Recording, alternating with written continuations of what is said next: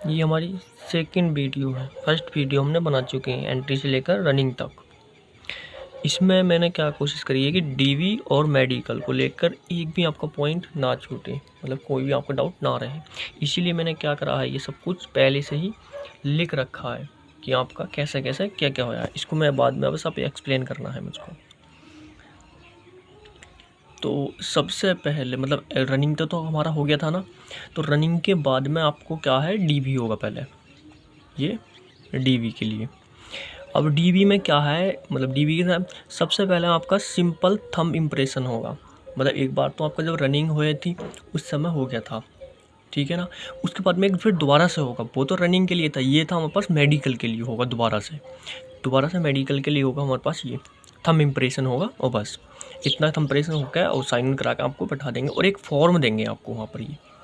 ये एक फॉर्म देंगे, फॉर्म में मिलेगा तुमको, मतलब ये थंब इम्प्रेशन कराने के बाद में फॉर्म मिलेगा। फॉर्म मिलने के बाद में क्या होगा उसमें, मतलब फॉर्म में क्या क्या चीज़ होगी, उसमें तुम्हें अपना रोल नंबर भरना होगा।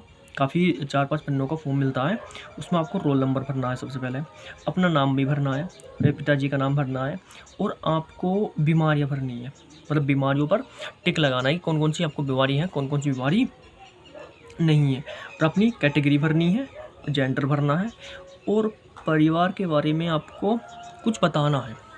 परिवार के बारे में क्या बताना है, परिवार के बारे में जैसे है कि आपके भाई बहन कितने हैं, और भाई बहन कितने हैं, पिताजी और माताजी, इनके बारे में आपको क्या करना पड़ेगा, भरना पड़ेगा। मतलब कि पिताजी लिखना पड़ेगा, पिताजी जीवित हैं या नहीं है, तो पिताजी जीवित हैं तो उनकी हेल्थ कैसी है, तो लिख देना है गुड है।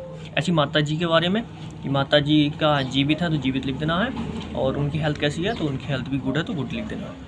उसके बाद में भाई बहन, कितने भाई हैं, 2 भाई हैं तो 2 लिख देना है, और उनकी हेल्थ कैसी है, गुड लिख देना है। भाई बहन कितनी है, बहन लिख देना है, और उनकी हेल्थ कितनी कैसी है, हेल्थ के बारे में भी लिख देना है।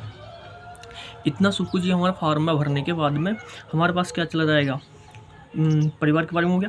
फिर उस पर कुछ 2-3 हमारे पास क्या होंगे, हस्ताक्षर हो जाएंगे, और वो फॉर्म कंप्लीट कर लेना है। और हाँ, एक चीज़ और रह गई है, कम से कम आपको 10 से 12 फ़ोटो लेकर जानी है।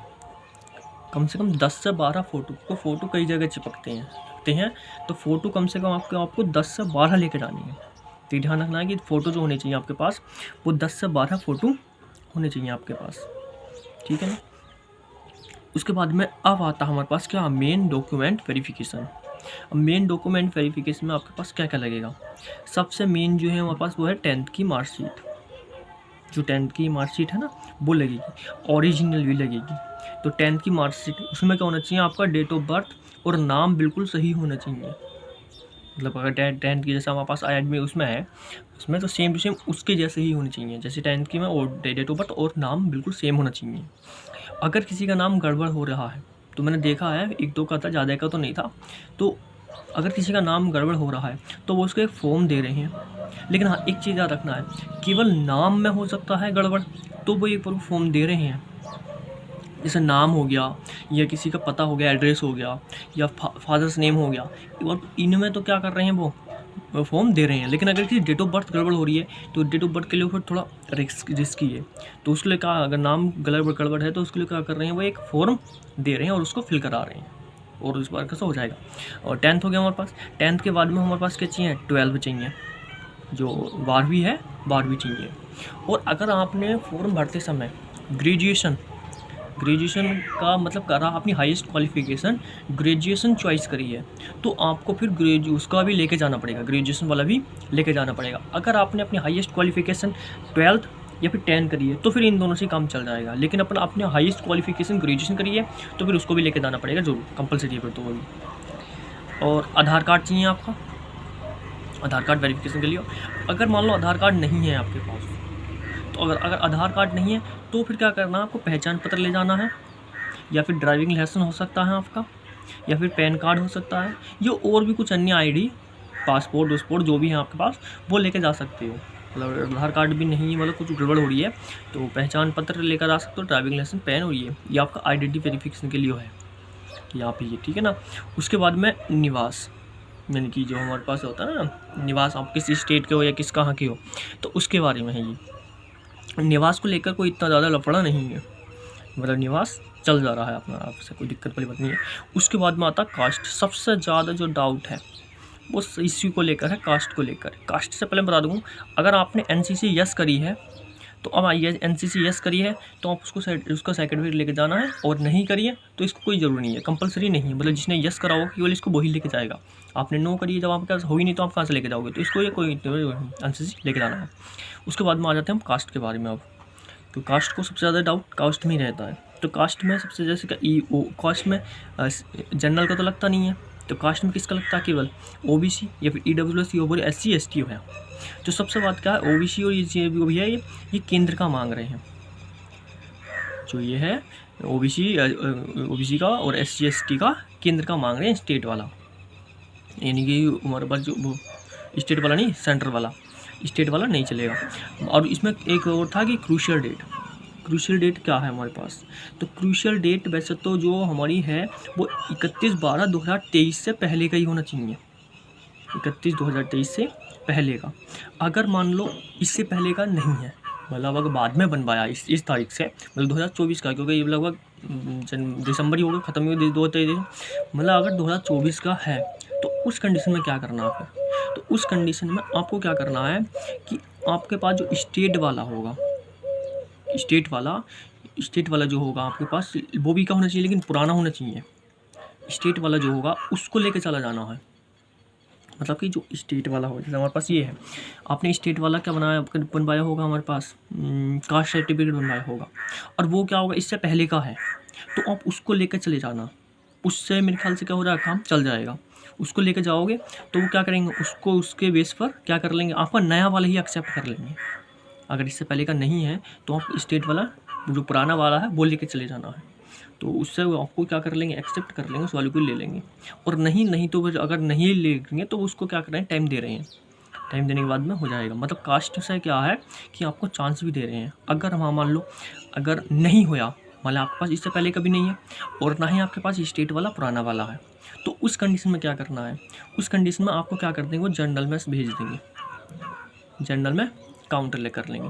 लेकिन जनरल के लिए काउंट करने के लिए भी एक कंडीशन है कि आपकी एज जो है वो कितनी होनी चाहिए, 18 से 22 की होनी चाहिए। मतलब जिसकी आयु 18 से 22 हो रही है तो उसको तो एक बार को जनरल में काउंट कर लेंगे। मत अगर जिसकी नहीं है फिर उसके साथ क्या करना है, तो भाई उसका तो फिर रिजेक्शन ही है, उसके बाद में उसका कुछ नहीं हो सकता है।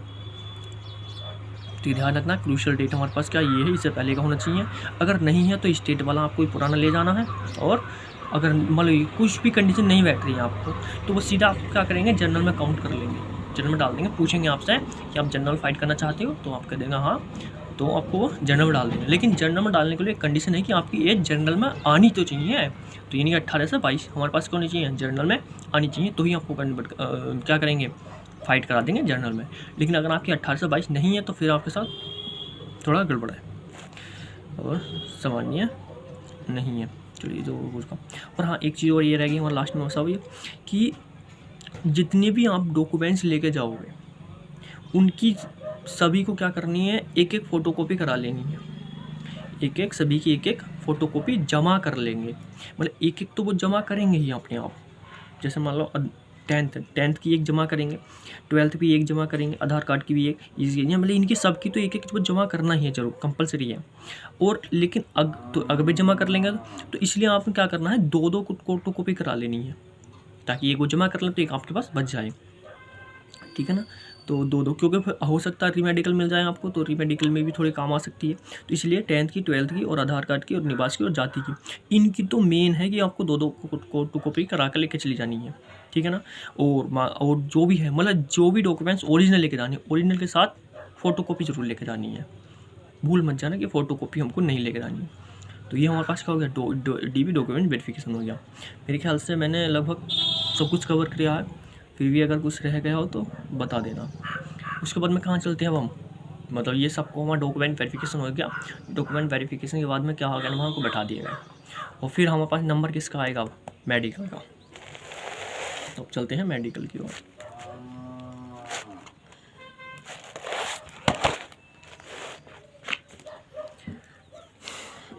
अब ये है मेडिकल।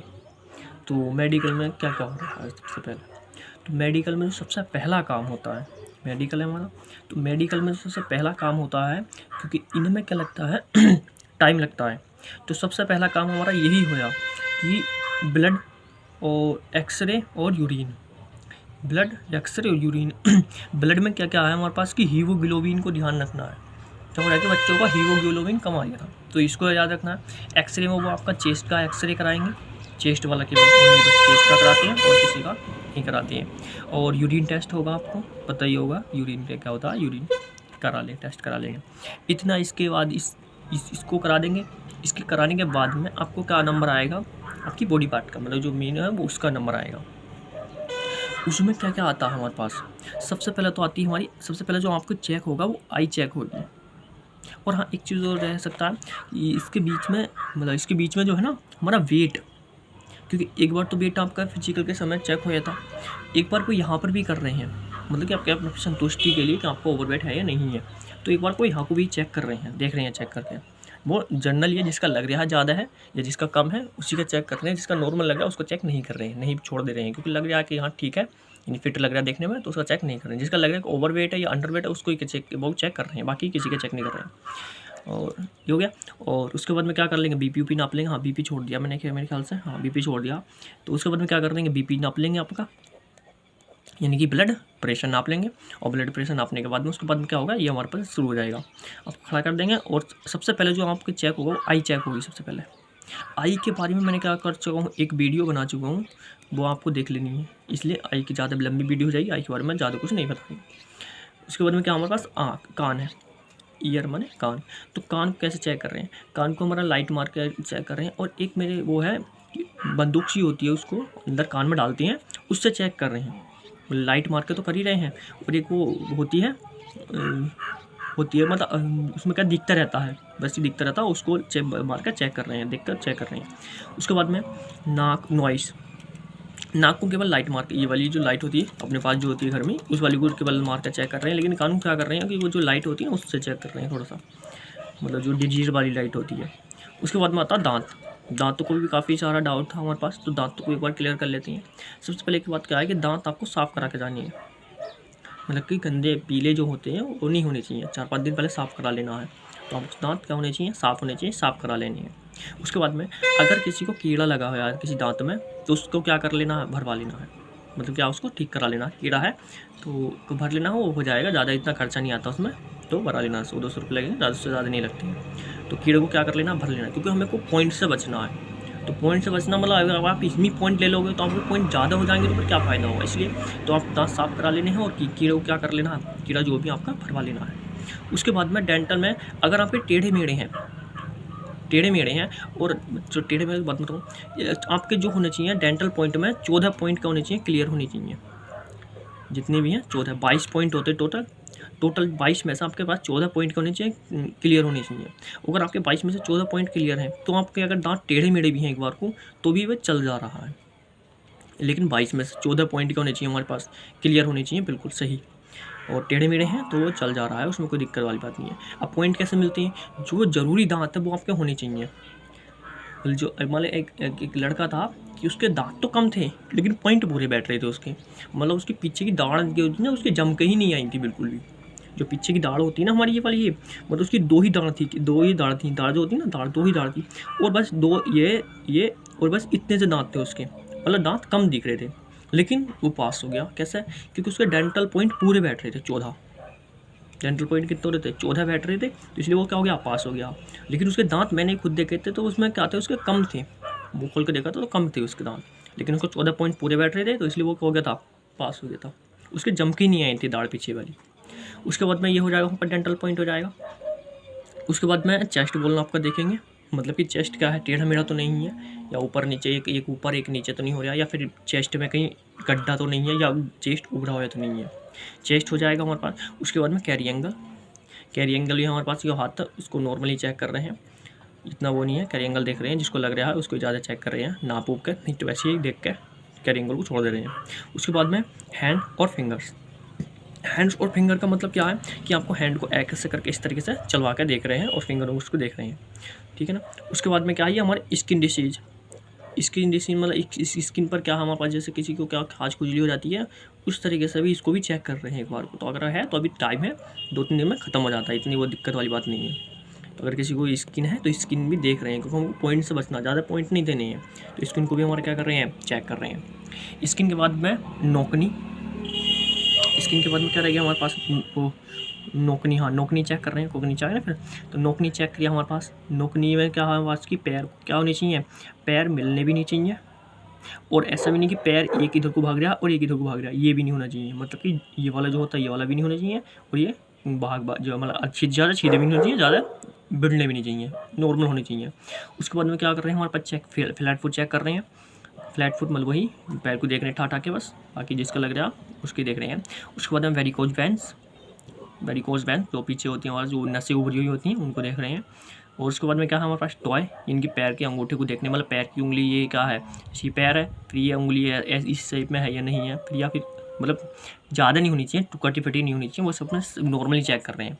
फिर क्या हमारे पास रीढ़ की हड्डी जो है उसको चेक कर रहे हैं, रीढ़ की हड्डी हमारे पास सीधी है या सीधी तो है या नहीं, या फिर ऐसे टेढ़ी मेढ़ी तो नहीं है, इस तरीके से सारी क्या कर रहे हैं, रीढ़ की हड्डी को भी चेक कर रहे हैं।